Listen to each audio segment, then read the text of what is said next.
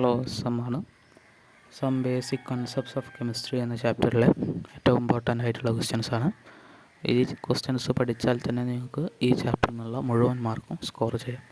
അപ്പോൾ അതിനു മുമ്പ് നമ്മുടെ ചാനൽ സബ്സ്ക്രൈബ് ചെയ്യാത്തവർ സബ്സ്ക്രൈബ് ചെയ്യുക, ലൈക്ക് ചെയ്യുക, ഷെയർ ചെയ്യുക. നിങ്ങളെപ്പോലെ നിങ്ങളുടെ ഫ്രണ്ട്സും നിങ്ങളൊപ്പം പഠിക്കട്ടെ. നമ്മുടെ ചാപ്റ്ററിലേക്ക് കടക്കുകയാണ്. First question, define AMU.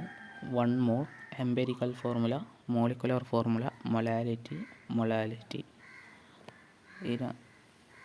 ഇത്രയും കാര്യങ്ങൾ ഡിഫൈൻ ചെയ്യാനുള്ളത് നിങ്ങൾക്ക് അറിഞ്ഞിരിക്കണം. ഓക്കെ. രണ്ടാമത്തെ ക്വസ്റ്റ്യൻ, 5 ലോ ഓഫ് മാറ്റർ. അതിൽ 5 നിയമങ്ങൾ നമ്മൾ പഠിക്കുന്നുണ്ട്.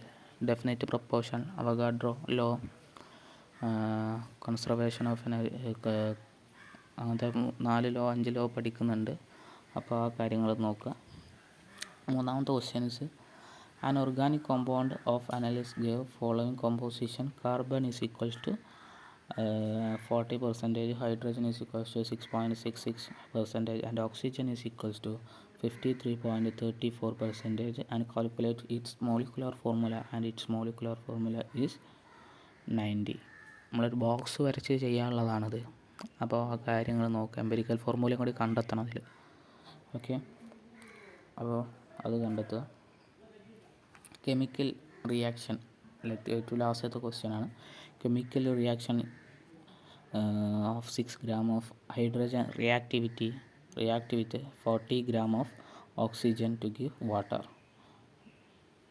Identify the limiting reagent, calculate the amount of H2O produced. ഈ കാര്യങ്ങളും ഇതിൽ നിന്ന് ഇമ്പോർട്ടൻ്റ് ആണ്. പിന്നെ അത് കൂടാതെ വേറൊരു കാര്യമുണ്ട്, അതിന് ഉൾപ്പെടുത്താൻ മറന്നതാണ്.